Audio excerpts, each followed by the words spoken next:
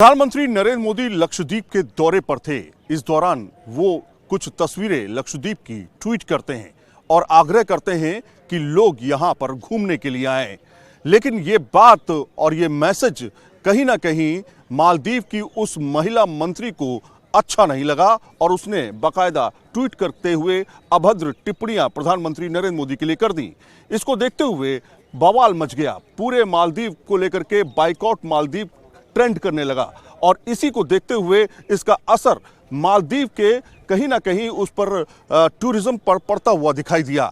अब लगातार मालदीव बाइकॉट जो है ट्रेंड करता जा रहा है। यहाँ तक कि वहाँ के टूरिज्म को लेकर के बात की जा रही है कि टूरिज्म में जितना योगदान भारत का है उतना योगदान तो किसी और देश का ही नहीं है। 2023 के आंकड़ों की बात करें तो करीब 2,80,000 लोगों ने मालदीव की यात्रा की थी। मालदीव वो गए, वहाँ पे पैसे खर्च किए और बाकायदा इससे मालदीव की अर्थव्यवस्था चलती है। कहा यह जाता है कि करीब 70% जो अर्थव्यवस्था है मालदीव की वो टूरिज्म पर ही डिपेंडेंट है और भारत करीब 11% टूरिज्म कहीं ना कहीं मालदीव को देता है। ऐसे में जो उसकी अर्थव्यवस्था है उसका सबसे बड़ा योगदान भारत की तरफ से होता है।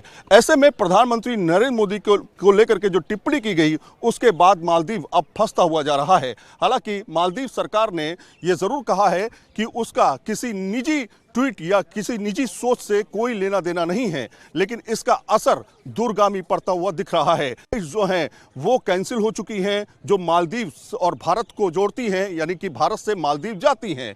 तो दूसरी तरफ करीब 12,000 होटल्स जो हैं उनकी एडवांस बुकिंग को रद्द कर दिया गया है। साफ तौर पे इसका असर दिखने लगा है। जिस तरह से प्रधानमंत्री नरेंद्र मोदी लक्षद्वीप की यात्रा करते हैं, वहां की कुछ तस्वीरें वो सोशल मीडिया पर डालते हैं और उसके बाद जो है आग्रह करते हैं कि लोगों को लक्षद्वीप घूमने आना चाहिए। ऐसे में मालदीव के जो तमाम मंत्री हैं उन्होंने लगातार ट्वीट पर जवाब देना शुरू किया और उस पर अभद्र टिप्पणी करनी शुरू कर दी। ये महिला है मरियम श्यूना। मरियम श्यूना दरअसल एक युवा मंत्रालय की मंत्री हैं और उन्होंने बाकायदा ट्वीट कर अभद्र टिप्पणी ही नहीं की बल्कि उनके साथ में दूसरे नेताओं ने भी टिप्पणी करना शुरू कर दी।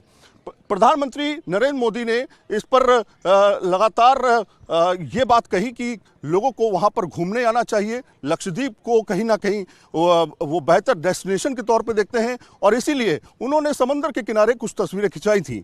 इसको देखते हुए लगातार ट्वीट पर ट्वीट किए गए, जिसके बाद ये विवाद और बढ़ता चला गया। अब फिलहाल लगातार कार्रवाई की बात ज़रूर मालदीव कर रहा है, लेकिन अब वो पूरी तरीके से इस मामले पे फंस चुका है जिसमें भारत ने कड़ी प्रतिक्रिया दी है।